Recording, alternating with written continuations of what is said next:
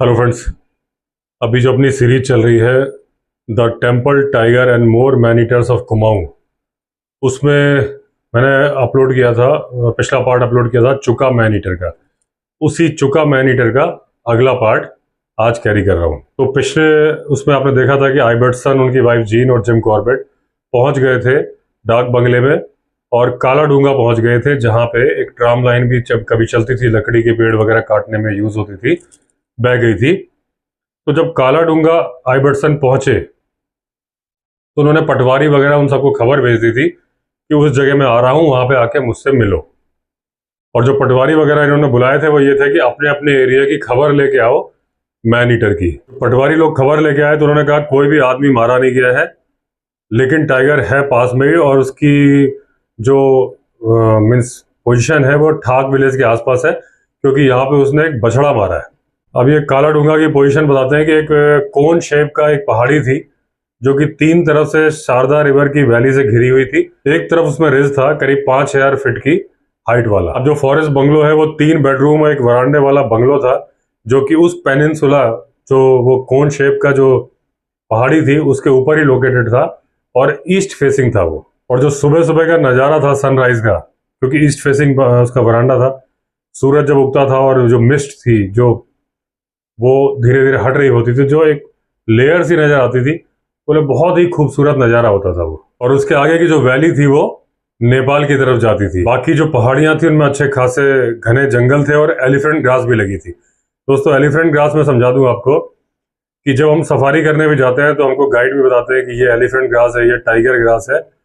ये उन घास के नाम रख दिए जाते हैं, जैसे कि एलिफेंट ग्रास है तो इतनी ऊंची होगी कि उसमें हाथी खड़ा रह के छिप सकता है, या टाइगर की ग्रास है तो इतनी ऊंची होगी कि अगर टाइगर खड़ा हो जाएगा तो छुप जाएगा।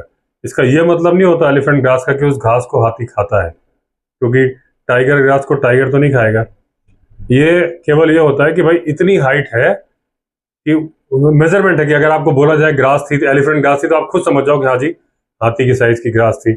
अगर बोला जाए टाइगर ग्रास थी तो उसकी हाइट आप इमेजिन कर सको। अच्छा, बंगलों के आसपास कहीं भी इंसानी बस्ती नहीं थी और रात को टाइगर की भी कॉल सुनाई देती थी, दूसरे जानवरों की भी जो टाइगर को या लेपर्ड को देख के कॉल करते हैं, सारी आवाजें सुनाई देती थी। अब इन्होंने काला डूंगा में अपना दिन गुजारा। इनके आदमी टेंट पिच करने के लिए चले गए और आइबर्टसन और कॉर्बेट मछली पकड़ने में बिजी हो गए। लेकिन कॉर्बेट बोलते हैं कि सच्चाई ये थी कि सिर्फ आइबर्टसन ने मछली पकड़ी। मैं एक दिन पहले मलेरिया से ग्रसित था, मुझे मलेरिया था, तो मेरे अंदर हिम्मत ज़्यादा थी नहीं, तो मैं चुपचाप किनारे पे बैठा रहा और आइबर्टसन को मछली पकड़ते हुए देखता रहा। अब यहाँ पे आइबर्टसन ने काफ़ी बड़ी मछली पकड़ी और बड़े संभाल के फिर लाना पड़ा और फाइनली ये लोग किनारे ले आए। कॉर्बेट बोलते हैं जिन लोगों को फिशिंग पसंद है उनको इतनी पसंद है कि वो दूसरों को देखना भी पसंद करते हैं, और बोले मैं उन्हीं लोगों में से हूँ जो फिशिंग करना पसंद नहीं करता, देखना पसंद करता हूँ। जब ये फिशिंग चल रही थी तो कुछ फनी किस्से भी हुए कि आइबर्टसन जब अपनी मछली इधर पकड़ रहे थे, करीब 30 गज की दूरी पे उनकी वाइफ जीन मछली पकड़ रही थी, तो करीब 6 पाउंड की मछली उनके उस कांटे में फंसी और ज़्यादा उसमें थ्रेड था नहीं। तो वो सोच रही थी कि ये मछली वापस ना, ऐसे निकाल रही थी तो उनका बैलेंस बिगड़ा और वो गिर गई। केवल जो दिख रहा था उनका पैर और वो रॉड। ये उठे बचाने के लिए, हंस रहे थे जिम कॉर्बेट, लेकिन वो खुद ही उठ गई। इधर आइबर्टसन भी, फिर उन्होंने मछली को बाहर भी निकाल दिया, इधर आइबर्टसन भी एक रॉक से स्लिप करे और पानी में गिर गए। तो ये सब हंसी मजाक के नज़ारे भी उस टाइम पे चल रहे थे। अब जहाँ ये मछली पकड़ रहे थे, नदी के बारे में बताया कि नदी एक राइट टर्न लेती है नेपाल की साइड। वहीं पे एक सेमल का पेड़ था, उस सेमल के पेड़ के ऊपर एक ऑस्प्रे ने अपना घोंसला बनाया, हॉक की तरह, बाज की तरह से ही होता है। ये जो पेड़ था ये बड़ा फेवरेट था बर्ड्स में, क्योंकि एक तो उनको वहीं से नदी से मछली पकड़ने को मिलती थी, उसमें बैठ के खाने को मिलती थी, और एक तरह से उनकी डाइनिंग टेबल थी वो, कि वो मछलियां जो स्लिप कर रही होती थी उसकी जो डाल थी उसमें आराम से बैठ के पकड़ के वो पक्षी उसको मछली को खाते थे। मानसून में जो, ये पुराना किस्सा बता रहे हैं, उसका जब मानसून में बाढ़ आई तो ये पेड़ बह गया, तो जो ऑस्प्रे थे उन्होंने वहीं पे एक शीशम का पेड़ था उसमें अपना घोंसला बना लिया। अब जो फीमेल ऑस्प्रे थी वो अपने घोंसले में बैठी हुई थी और मेल जो है बार बार कभी इधर जाए कभी इधर जाए, आइबर्टसन के सिर के ऊपर ही उड़ रहा था। वो बार बार ऐसा करते करते वो एक जगह उड़ के गया जहाँ काफी सारी चट्टाने पानी में डूबी रहती हैं कभी कभी निकलती है। वहां पे वो ऑस्प्रे भी जो है मछली पकड़ने की कोशिश कर रहा था, कभी ऊपर जाता था, एकदम से डाइव मारता था, नीचे आता था, फिर पंख फड़फड़ा के ऊपर उड़ जाता था। और काफी देर के बाद उसकी तपस्या रंग लाई और एक मछली उसके पकड़ में आ गई। सीधे उसने जाके झपट्टा मार के पकड़ ली। लेकिन जो उसने मछली पकड़ी उसकी उम्मीद से ज्यादा भारी थी, तो वो बार बार ऊपर उड़ने की कोशिश करता था, लेकिन मछली के वजन से नीचे आ जाता था और उसके पंख जो है पानी में उसका जो ब्रेस्ट है और जो पंख है पानी में टच होने लगते थे। थोड़ी देर में नदी की हवा से उसको मदद मिली और हवा का डायरेक्शन चेंज हुआ। उसने लास्ट अटेम्प्ट किया और ऊपर उड़ गया, पानी के एरिया से बाहर हो गया। लेकिन जहां उसका घोंसला था वहां वो नहीं जा पा रहा था, हवा इतनी तेज आ रही थी, बार बार जाए तो पलट जाता था। तो वो उसने एक रॉक के ऊपर मछली को रख दिया, वहां बैठ गया। अब ये सारा घटनाक्रम कॉर्बेट क्यों बखान कर रहे हैं? रीजन है कि इसमें एक कहानी छुपी हुई है। कॉर्बेट बोलते हैं कि मैं अकेला नहीं था जो इस ऑस्प्रे के चक्कर करतब देख रहा था। नेपाल साइड पे नदी में एक लेडी बैठी थी, वो भी वॉच कर रही थी और उसके साथ उसका बेटा भी था। अब वो जो बेटे, क्योंकि औरत कपड़े धो रही थी, उसने अपने बेटे को बोला जाओ मछली पकड़ लाओ। तो वो तेजी से, पत्थरों बोल्डर थे, तेजी से भागता चला गया, ना गिरने की परवाह की ना कुछ चोट की परवाह की। इतनी तेजी से भागा तो वैसे ही वो मछली उससे ऑस्प्रे से उठ नहीं रही थी, उसने छोड़ दी, बच्चे ने उठा ली। अब वो ऊपर चक्कर काट रहा है कि मेरा शिकार तुम ले गए, लेकिन बच्चा डर नहीं रहा है। और मछली करीब 4 पाउंड वजन की मछली थी, बच्चे ने उठा ली और चल पड़ा। अब इन्होंने देखा कि वो ऑस्प्रे फिर आया उसी जगह पे जहां से बच्चे ने छीन लिया था शिकार, फिर डाइव मार रहा है, ऊपर नीचे जा रहा है। अल्टीमेटली फिर उसने एक मछली पकड़ ली, लेकिन वो मछली थी काला बाल। वो 2 पाउंड वजन की मछली थी, तो इस बार उठाने में उसको दिक्कत नहीं हुई। उसने तेजी के साथ उठाई और वो जल्दी से अपने घोंसले की तरफ चला गया। वो समझ गया भैया यहाँ रहो, ये छीन लेते हैं मेरा शिकार। लेकिन आज उस ऑस्प्रे का टाइम अच्छा नहीं था। जैसे ही वो अपने घोंसला पहुंचने वाला था, तभी एक फिश ईगल आ गया और उसका पीछा करने लगा। उससे साइज में बड़ा था। अब वो जंगल की तरफ भागा, इधर भागा, बार बार उसने डायरेक्शन चेंज किया। ईगल ने अपनी स्पीड बढ़ाई, अल्टीमेटली फिर इसने छोड़ दी मछली जरा सा नीचे गिरी कि हवा में ही उस फिश ईगल ने कैच कर ली और ले गया। अब ये जो ईगल था, इसका नाम था पलास ईगल। ये जब निकला तो 2 कौवे पीछे लग गए इसके, उनसे बचता बचाता गया तो 2 टाउनी ईगल्स पीछे लग गए। हालांकि वो रेंज के बाहर चला गया तो टाउनी ईगल भी उसी तरफ गए। अब कॉर्बेट बोलते हैं मुझे पता नहीं चला कि भाई एंड क्या हुआ, ये छीन पाए कि नहीं छीन पाए, क्योंकि वो विजन से बाहर चले गए थे। तभी वहां पे हाथी पे बैठ के कुछ शिकारी जो कि बर्ड्स का शिकार कर रहे थे वो गुजर रहे थे। 10 बंदूकें थी उनके पास और उन्होंने शॉट लगा के कुछ बर्ड्स को मारा भी।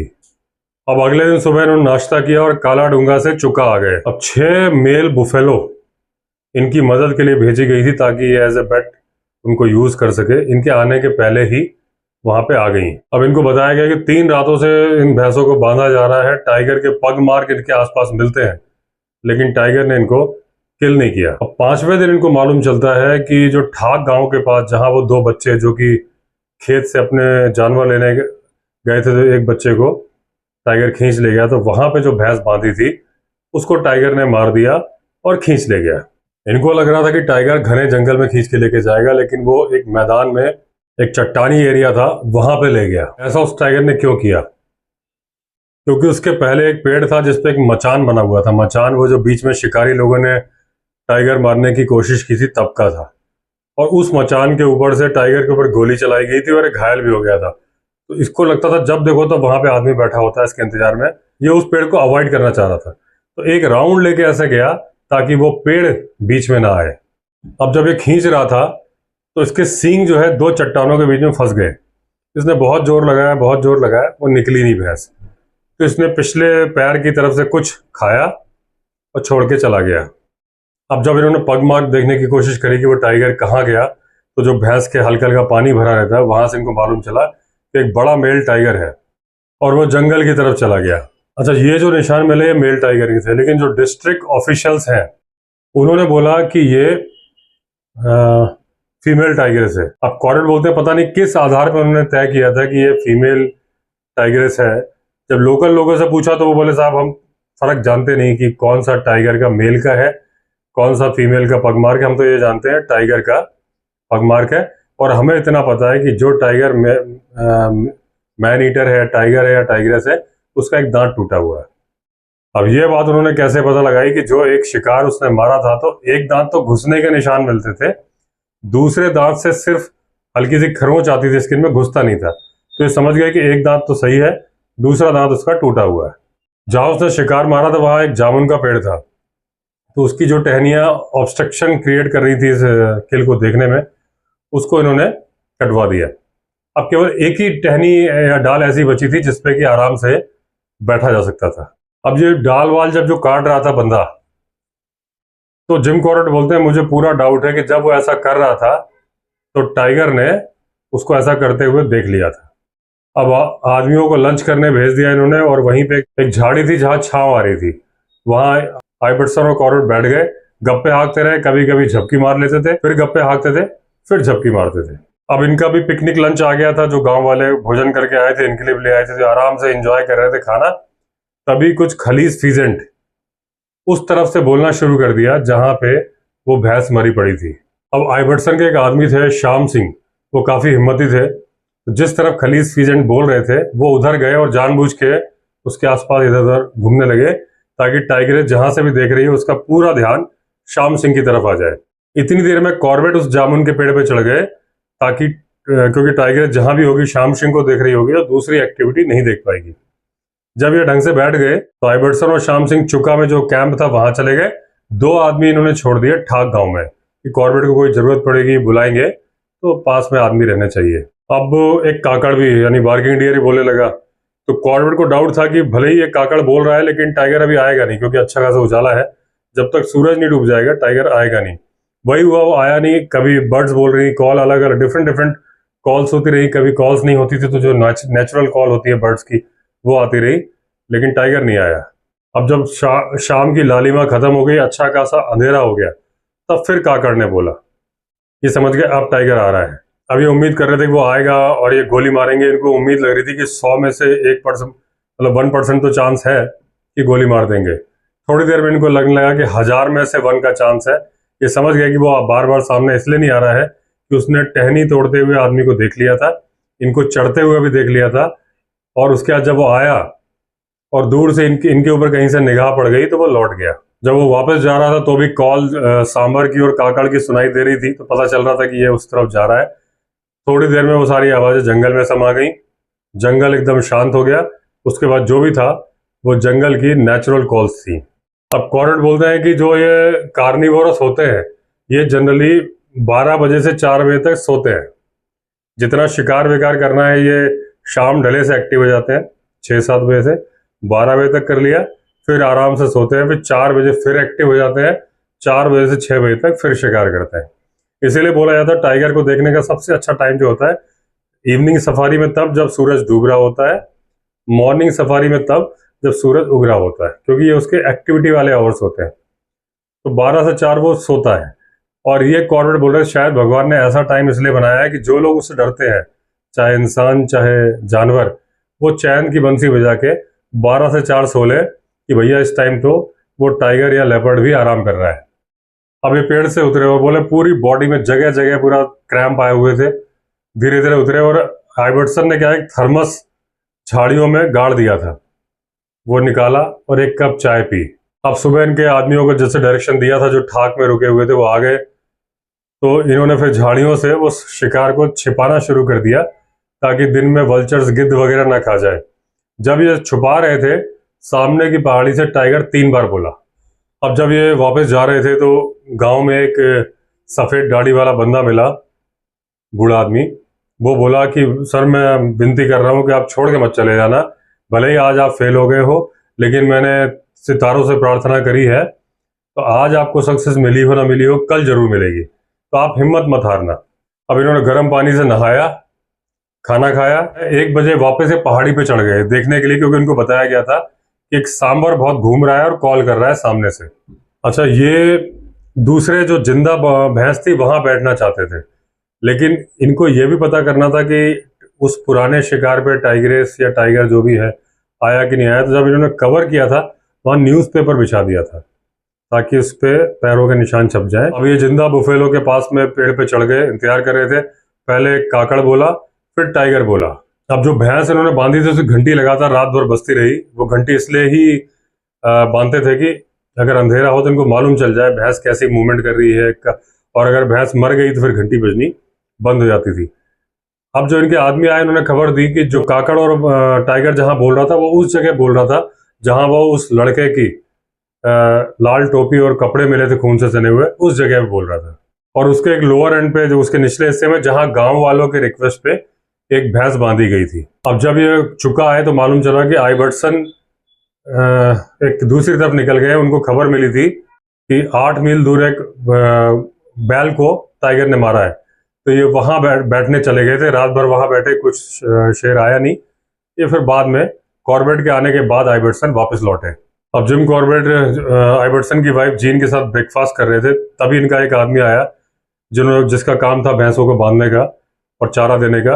वो बोला, सर जो हमने निचले हिस्से पे जो भैंस बांधी थी वो गायब है। तभी जो वहाँ के इलाके के डीएफओ थे मैकडोनाल्ड, वो जो उस टाइम पे टूर पे थे, कैंपिंग कर रहे थे, वो मिले कॉर्बेट को। तो उन्होंने बोला कि उन्होंने पगमार्क देखे हैं पहाड़ी के निचले हिस्से पे जहां आप लोगों ने भैंस बांधी है, और वो पगमार्क सिमिलर हैं जब वो मैन ईटर को शूट कर रहे थे तो जो पगमार्क मिल रहे थे, मतलब वो मैन ईटर के ही पगमार्क हैं। ब्रेकफास्ट के बाद जीन और वो जो मैकडोनाल्ड है मछली पकड़ने चले गए। कॉर्बेट शाम सिंह के साथ उस बुफेलो को ढूंढने चले गए जो गायब हो गई थी। अब उस जगह पे सिर्फ टूटी हुई रस्सियां और टाइगर के पगमार्क थे, मतलब घसीटे जाने के निशान नहीं थे। थोड़ी देर ध्यान से देखा तो इनको एक जगह पे भैंस का सींग जमीन में टकराने का निशान मिल गया। मतलब वो टाइगर पूरी पूरी भैंस को टांग के चल रहा था, घसीट नहीं रहा था, टांग रहा था दांतों से, इतना पावरफुल था। उसके बाद इन्होंने ध्यान से देखा तो खून के निशान की जो लकीर बन रही थी वो इनको मिल गई। अब ये सोच रहे थे पता नहीं टाइगर क्या चाह रहा है, क्या वो अपना रास्ता मिटाना चाह रहा है, क्या कोई निशान न मिले, क्यों वो उतना उठा के चल रहा है। उसके बाद उसने क्या किया, एक बार ले गया। अब खून के निशान तो उसको पता नहीं चल रहे थे। अपनी तरफ से जितनी सावधानी वो बरत सकता था टाइगर बरत रहा था, और जितना दिमाग लगा सकता था। तो जिस तरफ वो गया फिर लौटा, और उसी जगह पे वापस ले आया जहां पे वो गया था, फिर दूसरे डायरेक्शन में लेके चला। मतलब वो पीछा करने वालों को भटकाना चाहता था। अब जहां पे लेके गया वहां पे एक पहाड़ी नाला था, काफी सकरा सा था, तो इनको वहां पे भैंस मिल गई। तो इन्होंने डिसाइड कर लिया कि मैं यहीं बैठूंगा। तब तक फिर ये लौट आए जीन के पास और मैकडोनाल्ड के पास, और उनके साथ फिर लंच लेने लगे। अब जो इनकी जो मछली पकड़ने की पार्टी थी, उनके साथ जो सेवक वगैरह थे, सर्वेंट, उसमें से 3 आदमी मांग के ले आए, क्योंकि श्याम सिंह जब ये ऊपर पेड़ पे बैठ जाते, श्याम सिंह के अकेले वापस लौटना ठीक नहीं था। तो 3 आदमी साथ में रहते तो सेफ रहता। अब जब ये आगे आगे चल रहे थे, वहां जा रहे थे वापस, तो 4 आदमी पीछे आ रहे थे। तो जैसे ही वो बॉटल नेक था जो पहाड़ी नाले का, वहां ये पहुंचे, टाइगर की गुर्राहट सुनाई दी। अब जब इन्होंने ध्यान से देखा तो टाइगर की जो गुर्राहट आ रही थी, काफी घनी सी झाड़ियां थी, उसके पीछे से आ रही थी। अब कॉर्बेट बोलते हैं कि बिना देखे हुए टाइगर की गुर्राहट जब जंगल में सुनाई देती है तो सबसे डरावना माहौल होता है। ये मैं जानता हूँ, मेरे वीडियो आपने देखे होंगे, टाइगर की दहाड़ और हमारी दौड़। जब हम जंगल में ट्रैकिंग कर रहे थे और शेर की दहाड़ सुनाई पड़ी थी, तो हमने वो चीज़ फील की हुई है। बहुत डरावना मौका होता है, क्योंकि पता नहीं होता टाइगर हमको कहाँ से दिख रहा है। हम नीचे हैं, हम भी एक रिवाइन में ही थे, ऊपर टाइगर है, कब सामने आ जाएगा नहीं पता। तो बहुत डरावना होता है। और जितना जिम कॉर्बेट के लिए डरावना था, उससे कहीं ज़्यादा हमारे लिए, क्योंकि उनके पास बंदूक थी, हमारे पास नहीं थी। वो लोग 5 लोग थे, हम 4 लोग थे। कॉर्बेट बोलते हैं कि ऐसी पोजीशन में टाइगर कमांडिंग पोजीशन में होता है, क्योंकि ऊपर बैठ के आपको देख रहा है, तो आपकी हर हरकत पे नजर रख रहा है। तो ऐसे में टाइगर के पास जाने की कोशिश तो करनी ही नहीं चाहिए, सबसे बड़ी बेवकूफ़ी होती है। अब इन्होंने पीछे की तरफ चलना शुरू कर दिया। ये सबसे बढ़िया तरीका होता है किसी जानवर से दूर जाने का, और जानवर को बताने का कि मैं दूर जा रहा हूँ। अब जब ये थोड़े पीछे आए, हल्की सी सीटी बजा के इन्होंने आदमियों को इशारा किया कि रुक जाओ, और फिर ये उन आदमियों के पास पहुंच गए। अब इन्होंने आदमियों को बोला कि तुम लोग जाओ वापस, सारे के सारे जो लोग मछली पकड़ रहे हैं उनके पास पहुंच जाओ, क्योंकि मुझे पता है टाइगर कहाँ है, अब मैं उससे डील कर लूंगा। अब जब इन्होंने कहा तुम जाओ, तो वो बोले साहब कैसे जाओ, वो मैन ईटर है, आपके पास तो राइफल है, हमारे पास तो कुछ नहीं है, वो आपको छोड़ के हम ही को पकड़ लेगा, हमको राइफल लेके छोड़ के आओ। अब ये बोले मैं उनको छोड़ने जाऊंगा तो 2 घंटे लगेंगे, साल के पेड़ है, चढ़ने लायक पेड़ नहीं कि इनको पेड़ पे चढ़ा दो कि तुम सुरक्षित हो जाओ। और ये जाने को तैयार नहीं। तो बोले भैया तुम मेरे साथ ही रहो, यहाँ बंदूक भी है और मैं भी हूँ, तुम लोग भी रहो। अब इन्होंने 200 गज दूर से एक लंबा सा रास्ता लिया, लेफ्ट लेके उस पोजीशन पे आ गए, करीब 100 गज ऊंचाई पे, जहां से इन्होंने टाइगर की गुर्राहट सुनी थी। मतलब इनका इरादा था कि अब ये टाइगर से ऊपर की पोजीशन पे हो। अब बोल रहे हैं पासा पलट गया था, जो टाइगर हमसे ऊपर था और कमांडिंग पोजीशन पे थे, अब हम ऊपर आ गए थे, हम कमांडिंग पोजीशन में थे, उसकी मूवमेंट देख सकते थे और बंदूक इनके पास थी, वो हिलता डुलता है मार देते। अब ये जानते थे कि टाइगर उस पहाड़ी नाले में भी नहीं जाएगा क्योंकि उसने आदमियों को देख लिया था, और वो अपनी पोजीशन चेंज भी नहीं करेगा क्योंकि वो पोजीशन चेंज करते वक्त जानता है कि वो आदमी कहीं ना कहीं से उसको देख रहे होंगे और वो खतरे में आ जाएगा। जो टाइगर इतना समझदार है कि जो पहले कभी मचान से गोली चली थी जिस पेड़ से, उस पेड़ के पास ही नहीं जाता, शिकार भी लंबा सा डायरेक्शन खींच के ले जाता है, तो वो इतनी बड़ी गलती नहीं करेगा। अब इन्होंने करीब 30 गज पीछे आए और ये बैठ के आवाज सुनने का इंतजार ही कर रहा था कि जो इनके साथ जो 4 आदमी थे उसमें से एक बोला शेर। अब ये देख, उसने इशारे से बताया कि उस जगह पे शेर है। ये देख रहे थे, इनको नहीं दिख रहा था, तो इन्होंने धीरे से पूछा कि बताओ तुमको कितना शेर दिख रहा है और क्या क्या दिख रहा है। उसने बोला मुझे कान दिख रहे हैं और वो जो झाड़ी के पीछे से जा रहा है तो हिलता हुआ दिख रहा है। अब अगर आपने टाइगर के कान ध्यान से, ये बुक का पार्ट नहीं वैसे मैं बोल रहा हूँ, टाइगर के कान को आप ध्यान से देखोगे तो टाइगर के कान इस तरह से डिजाइंड है, इस तरह से कलरफुल है कि जब वो, मतलब अगर आप टाइगर के पीठ की तरफ बैठे हो, टाइगर सामने देख रहा है, तो उसके कान हमें ये धोखा देते हैं कि 2 आंखें हैं। अगर आप पीछे से देख रहे हो तो लगता है कि टाइगर हमारी तरफ देख रहा है, वो उसके छोटे छोटे कानों में आंखें बनी हुई हैं सफेद रंग की, तो उसमें सफेद, काला और ये जो गोल्डन कलर होता है, तीनों मिक्स होते हैं, तो और कान बड़े छोटे होते हैं। अब ये टाइगर के, अब कॉर्बेट की बुक पे आ जाए तो कॉर्बेट ने लिखा है कि टाइगर के कान इतने छोटे और इतने होते हैं कि 50 गज की दूरी से उनके ऊपर आप निशाना लेके नहीं मार सकते हो, क्योंकि झाड़ियों के बीच से जज करना बहुत मुश्किल होता है, क्योंकि 3-4 कलर होते हैं उसमें। अब जो इनके साथ आदमी थे उनकी सांसों से पता चल रहा था कि कितने एक्साइटेड हैं और कितने घबराए हुए।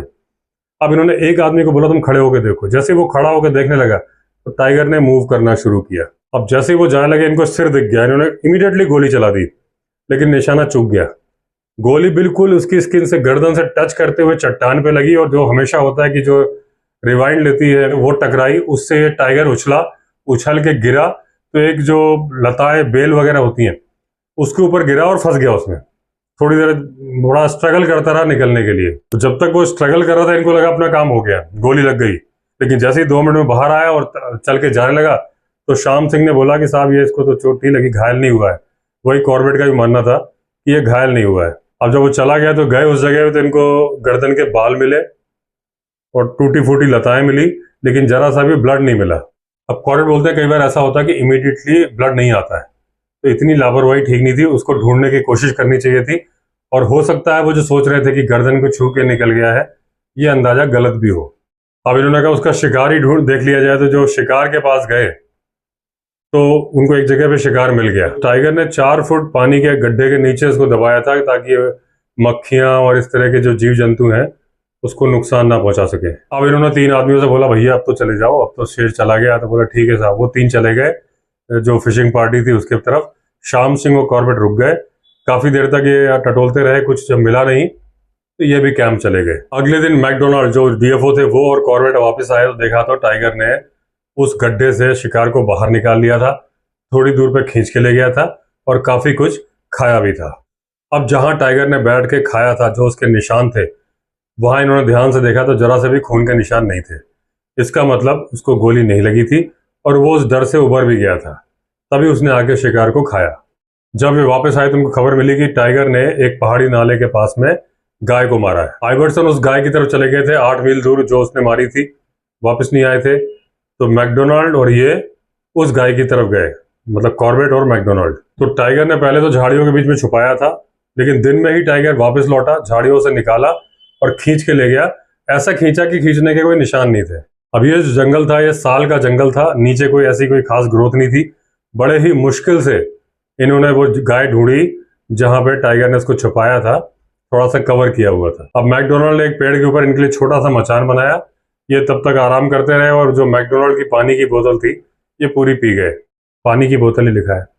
और जब ये पेड़ के ऊपर चढ़ गए तो फिर मैकडोनाल्ड वापस चले गए। थोड़ी दूर के ऊपर से पहाड़ से पत्थर लुढ़कने की आवाज आई। कई कई बार ये जिक्र हो चुका है कि जब पहाड़ पे जानवर कोई भी चलता है, डियर या कोई भी, किसी न किसी पत्थर पे पैर लगता है वो नीचे को जाता है। टाइगर के केस में ऐसा ज्यादा होता है। तो पत्थर लुढ़का, ये समझ गए टाइगर आ रहा है। तभी इनको एक टाइगरेस नजर आई जिसके साथ में 2 कब्स थे, वो आ रही थी किल पे। तो ये पहला मौका था जब कब्स को टाइगरेस शिकार के ऊपर लेके आ रही थी। और ये साफ साफ दिखता है कि कोई भी माँ जो खतरा उठाती है, चाहे वो शेर हो, वो भी खतरा ही लेती है, बड़े ही संभाल संभाल के अपने बच्चों को लेके आती है, क्योंकि ये ऐसा करना जरूरी है। कब तक छुपा के रखेगी। वो बच्चों का जो कब्ज थे, उनका चलने का तरीका देखने लायक था। हर जगह वो माँ को ही फॉलो कर रहे थे। जहां माँ पैर रख रही थी वहीं पैर रख रहे थे। अगर माँ थोड़ी सी दाएं बाएं मुड़ी तो वो भी मुड़ते थे, भले ही छोटा सा कोई झाड़ी हो, लेकिन वो मुड़ना जरूरी है। जहां जहां वो जा रही थी, आपस में एक दूसरे को क्रॉस भी नहीं कर रहे थे, और एकदम उसको पीछे पीछे ट्रेन की तरह से फॉलो कर रहे थे। और जब जब वो रुकती थी कुछ सुनने के लिए, तो ये भी रुक जाते थे, बिल्कुल हिलते डुलते नहीं थे, उसको परेशान नहीं करते थे, जैसे कि उसकी अच्छी खासी ट्रेनिंग दी गई हो उनको। अब जमीन पे साल के पत्ते पड़े हुए थे, एकदम सूखे। ये पॉसिबल ही नहीं था कि उस पर चलो और आवाज ना हो, लेकिन फिर भी बड़े ही सावधानी के साथ टाइग्रेस ने पैर रखे और उठाए, ताकि जितनी कम से कम आवाज हो उतनी कम से कम हो। मेरे एक सब्सक्राइबर ने क्वेश्चन किया था, लेकिन सारे जवाब, हर सवाल का जवाब इतना लंबा चौड़ा लिख के नहीं समझाया जा सकता, और हर बात पे वीडियो बनाया नहीं जा सकता, और मौका भी नहीं मिलता। यहाँ पे मुझे ध्यान आया तो बता दूं कि जो मैंने एक R&D कर रखी है। एक तो क्या है कि हर बात जो आपको गूगल पे पढ़ने को मिलेगी, जरूरी नहीं है कि सही हो। अभी कल परसों मैं कुछ पढ़ रहा था, तो एक जगह खबर थी, एक अच्छी खासी मैगजीन है, मैं नाम, किसी की बुराई करनी हो तो नाम नहीं मेंशन करना चाहिए, तो अच्छी खासी रिलायबल मैगजीन है जो कि वाइल्ड लाइफ के बारे में है। और उसमें उन्होंने, जो राइटर है, उन्होंने लिखा है कि रणथंभौर में भालू का मुकाबला हुआ 2 साइबेरियन टाइगर से। अब आप बताओ, रणथंभौर में साइबेरियन टाइगर होते हैं क्या? रॉयल बंगाल टाइगर होते हैं।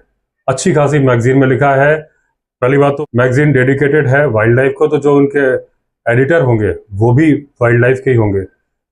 राइटर ने गलती की तो एडिटिंग में पकड़ में आना चाहिए, तो बहुत बड़ी मिस्टेक है।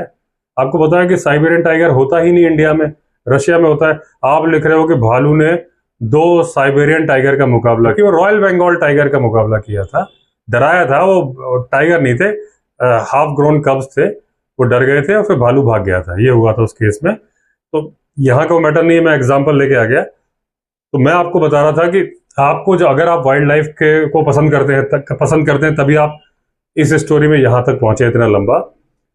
तो थोड़ा सा खुद भी R&D करिए, सिर्फ पढ़े हुए पे यकीन मत करिए। कुछ भी लिख, मेरी 400 खुद की वेबसाइट्स है ट्रैवल की, मैं अगर कुछ लिख दूंगा तो गूगल में आ जाएगा सर्च में, तो इसका मतलब थोड़ी ना कि मैं जो लिख रहा हूँ वो सच ही है, जो मेरी जानकारी के हिसाब से।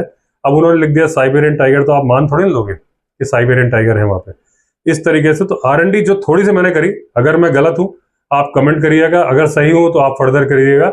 यूट्यूब से मुझे बहुत बड़ा एडवांटेज ये हुआ है, बचपन से मुझे पसंद था वाइल्ड लाइफ, लेकिन मुझे वो सर्कल नहीं मिलता था जहां मैं डिस्कस कर सकूं।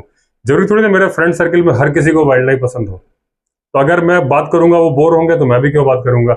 यूट्यूब से मुझे वो लोग मिलते जा रहे हैं, वो बढ़ते ही जा रहे हैं, जो वाइल्ड लाइफ पसंद करते हैं। वो कमेंट करते हैं, कुछ लोग कॉल भी करते हैं, डिस्कशन होता है, अच्छा लगता है।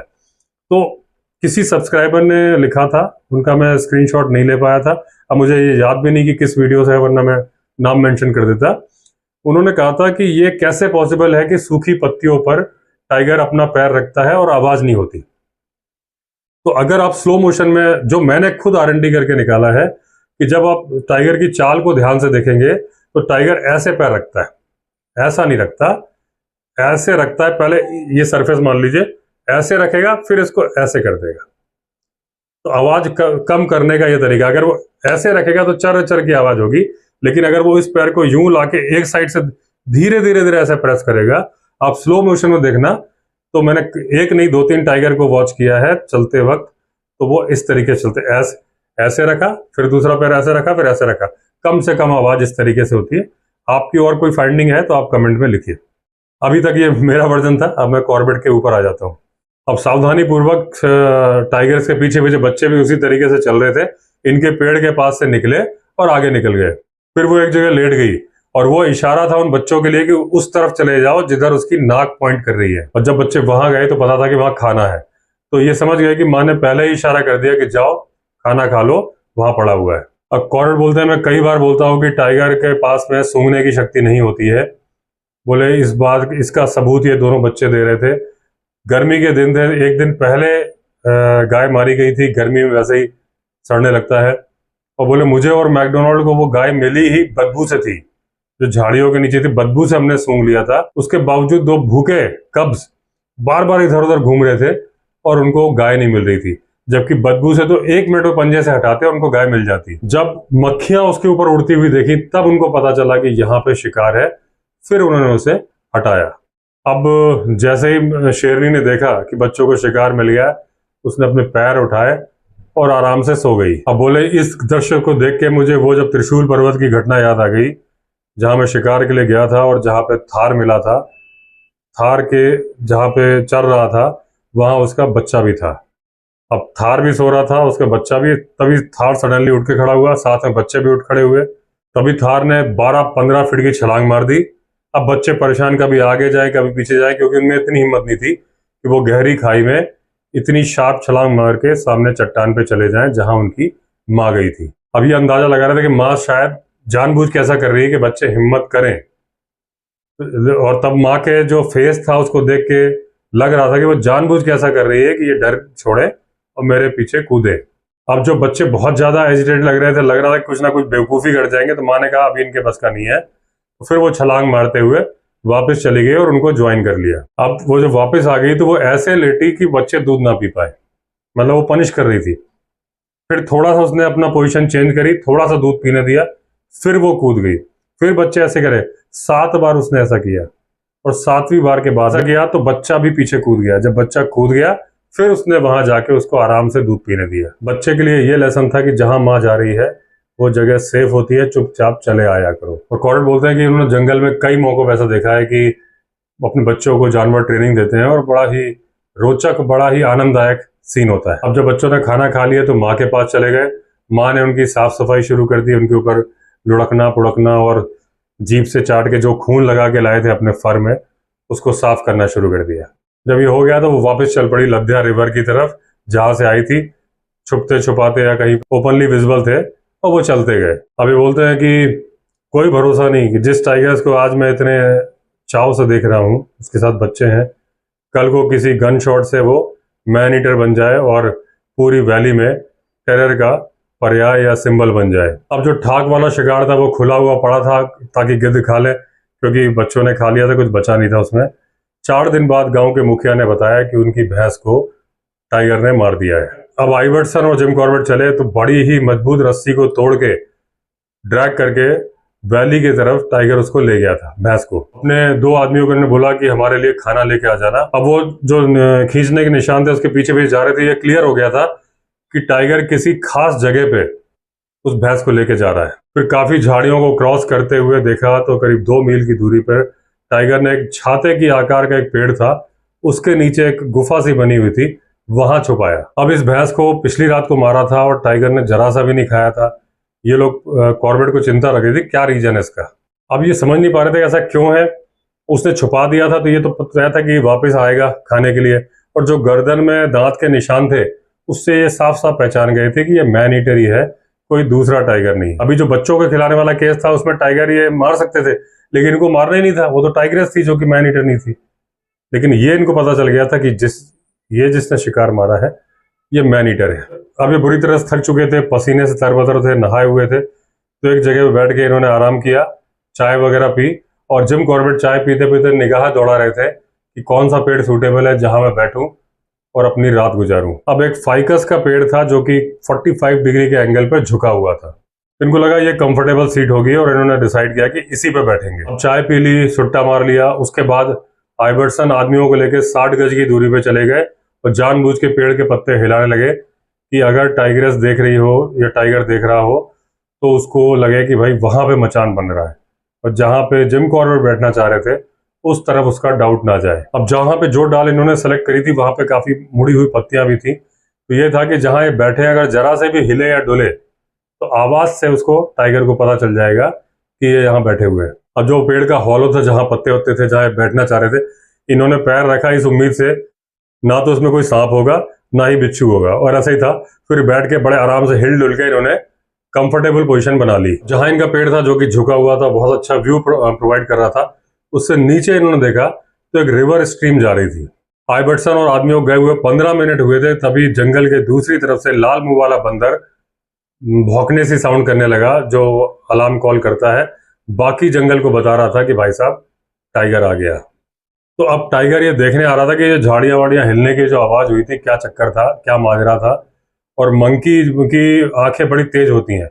वो जो मंकी वहां से बोल रहा था करीब क्वार्टर माइल दूर था, लेकिन जिम कॉर्बेट बोल रहा है कि पूरी पूरी संभावना थी कि वो टाइगर को देख रहा है और टाइगर मेरे नजदीक ही है। मंकी ने करीब 8 बार कॉल दी थी और तभी इनको नीचे से एक टहनी के टूटने की आवाज सुनाई दी नीचे ही। इन्होंने जैसे मुड़ के देखा, इनको टाइगर खड़ा हुआ दिख गया, जो कि करीब 40 गज की दूरी पे था और इनके पेड़ की तरफ ही देख रहा था। अब वो कभी इनके पेड़ की तरफ देखे और कभी उस पेड़ की तरफ देखता था जहां वो दो आदमी धोखा देने के लिए पेड़ को हिला रहे थे। वो सोच नहीं पा रहा था कि बंदा तो यहाँ बैठा है, आवाज वहां से क्यों आई थी। अब उसने डिसाइड किया कि इन्हीं के पेड़ की तरफ आएगा। शायद उसने कॉर्बेट को देखा नहीं था, बस जज कर रहा था क्योंकि ये छुपे हुए थे। तो उसने जो चढ़ाई वो चढ़ रहा था, ये बोल रहे ऐसी चढ़ाई थी कि अगर एक आदमी चढ़ता तो पैर पैर से नहीं चढ़ सकता, तो उसको अपने हाथ का सहारा भी लेना पड़ता। और कॉर्बेट और टाइगर जो चढ़ रहा था बिना आवाज के चढ़ रहा था। जैसे जैसे वो इनके नजदीक आता गया और वो सावधान होता गया, और जब काफी नजदीक आ गया तो अपने पेट को जमीन पे रख दिया, यानी ऐसे उकड़ू बैठ गया। अब उसने एक बार फिर उस पेड़ की तरफ देखा कि जहां से आवाज आई थी वहां कोई है क्या ऊपर, और जब उसने पूरा स्कैन कर लिया कोई आदमी उस पेड़ पे नहीं है, छलांग मार के एक तरफ चला गया। कॉर्बेट को ऐसी ही उम्मीद थी, लेकिन उनको उम्मीद थी कि उसके बाद वो लेफ्ट साइड से जम करके ऊपर आएगा और जो शिकार है उसकी तरफ जाएगा। लेकिन झाड़ियों के दबने की आवाज आई, मतलब वो आराम से लेट गया था। अब ये बिल्कुल स्टिल बैठे रहे कि आवाज ना हो जाए, तो काफी देर तक कोई आवाज नहीं आई। फिर धीरे धीरे निगाह घुमाते रहे, थोड़ा स्कैन भी करते रहे, तो इनको सामने टाइगर का सिर नजर आया। अब बोल रहे हैं वो इतने नजदीक था कि अगर ये एक आंसू गिराते और उसको सही तरीके से गिराते तो उसकी नाक पे गिरता। अब वो टाइगर मजे से सो गया, आंखें बंद थी।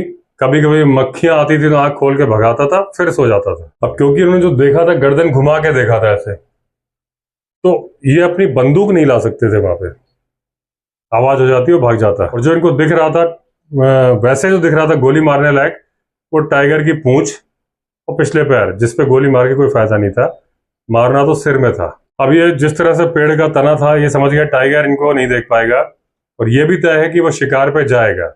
अब सवाल ये उठता है कब जाएगा। अब ये गर्मी के दिन थे और जो पेड़ के नीचे छाया आ रही थी वो ठंडी थी, और हवा भी ठंडी ठंडी चल रही थी। पूरे पूरे चांसेस थे कि वो पूरे दिन सोता रहता, रात को शिकार पे जाता। अब ये बोले कि यार ये इंतजार करना ठीक नहीं है, पता नहीं, क्योंकि ये लास्ट मौका है टाइगर को मारने का, और पता नहीं कितनी और जाने चली जाए। तो इनको जो छेद से जहां से वो दिख रहा था वहां बंदूक की नाल तो गुजरना पॉसिबल था, लेकिन वो जो मक्खी होती है उसकी जो जिससे निशाना मारते हैं वो सेट करना पॉसिबल नहीं था। दाएं बाएं हो सकती थी और आवाज भी हो सकती थी। अब इन्होंने सोचा था कि जरा सा खड़े हो जाऊं, थोड़ा सा ऊपर चले जाऊं, आराम से शॉट ले सकता हूं।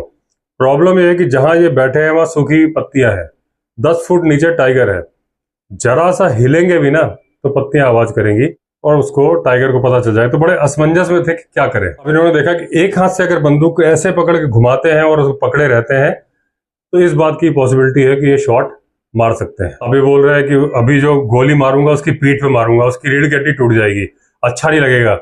फिर ये बोलते हैं कि भाई मैन ईटर है, बच के निकल गया तो पता नहीं कितनों की रीढ़ की हड्डी तोड़ेगा ये। तो बोल रहे भले ही ये अच्छा तरीका नहीं, सिर पे गोली मारने से टाइगर फौरन मर जाता, दर्द नहीं होता, और अगर ये रीढ़ की हड्डी पे मारेंगे तो तड़पेगा। लेकिन बोले क्या करूं, कोई चारा नहीं है। अब इनको लगा कि जो टाइगर जहां से आया अपनी गंध छोड़ता हुआ आया है, कोई भी भालू उसकी गंध सूंघ लेगा तो आ जाएगा शिकार छुड़ाने के लिए कि भाई शेर का शिकार खाने को मिलेगा। कोई भालू आ जाएगा, शिकार छुड़ाने लग जाएगा। तो बोले इतना देर करना ठीक नहीं है। तो इन्होंने ऐसा डायरेक्शन घुमाया, दोनों हाथ का होल्ड मिल गया। इनको डाउट था कि जब मैं गोली चलाऊंगा या तो मेरी उंगली टूट जाएगी या मेरी कलाई फट जाएगी, क्योंकि 0.450 को जो झटका लगेगा इस डायरेक्शन में। तो इन्होंने गोली चलाई, लेकिन ना इनकी उंगली टूटी ना ही इनकी कलाई फटी। टाइगर को गोली लगी, वो उछला और उछल के नीचे लुढ़कता चला गया। जैसे ही वो नीचे जा रहा था जल्दी से उन्होंने अपनी पोजीशन चेंज करी और उसके चेस्ट पे निशाना लेके मार दिया। बोले अगर मैं चेस्ट पे नहीं मारता तो मुझे लगता मैं मर्डरर हूँ, तो उसको दर्द बहुत होता। चेस्ट पे लगने से मर गया। और बोले वो बड़ा ही शांत स्वभाव का था, उसने ना अपना मुंह खोला ना ही कोई आवाज की और मर गया। अब आइबर्टसन, जिनको ये था कि जामुन के पेड़ पे टाइगर ने देख लिया था तो नहीं आया था, फाइकस के पेड़ पे चढ़ता हुआ देख के क्या पता ना आए, तब तक उन्होंने 2 गोलियों की आवाज सुनी। तो जल्दी से आइबर्टसन आए उस तरफ कि क्या पता जिम कॉर्बेट को उनकी मदद की जरूरत हो, लेकिन ये आधे रास्ते में ही मिल गए। अब आइवर्सन और कॉर्बेट वापस पहुंचे टाइगर के पास ये देखने के लिए कि कैसा है। देखा बहुत बड़ा टाइगर था। इनके पास कोई नापने का साधन नहीं था, वरना उसको नापते जरूर। अपने फुल जवानी के दौर में था, पूरा ताकतवर था। और फिर वो जब नापा गया तो आया 9 फीट 6 इंचेस, और जो कर्व्स के ऊपर उसकी हाइट आई 9 फीट 10 इंचेस। उसके दांत टूटा हुआ था। इन्होंने बाद में जब एग्जामिन किया तो देखा तो बहुत सारे छर्रे उसको लगे हुए थे, जो जिसके चलते वो मैन ईटर बना था। अब वो इतना भारी था कि 4 आदमियों से उठ नहीं रहा था, तो उन्होंने पत्ती वत्तियों से कवर कर दिया, बहुत सारे पत्थर रख दिए ताकि भालू आके ना खा जाए इसको रात को। सुबह करीब 100-150 आदमी जमा थे जब ये उसको उठाने गए, और साथ में था वो 10 साल का बच्चा, जिसके 12 साल के भाई को उसकी आंखों के सामने ये टाइगर उठा के ले गया था। तो दोस्तों इस तरह से अंत हुआ चुका मैन ईटर टाइगर का। अब इस सीरीज में हमारा अगला चैप्टर होगा द तल्लादेस मैन ईटर। तो दोस्तों अगर आपने चैनल सब्सक्राइब नहीं किया है तो चैनल सब्सक्राइब कर दीजिए। चलिए फिर मिलते हैं अगले वीडियो में, तब तक के लिए all the best. Vande Mataram.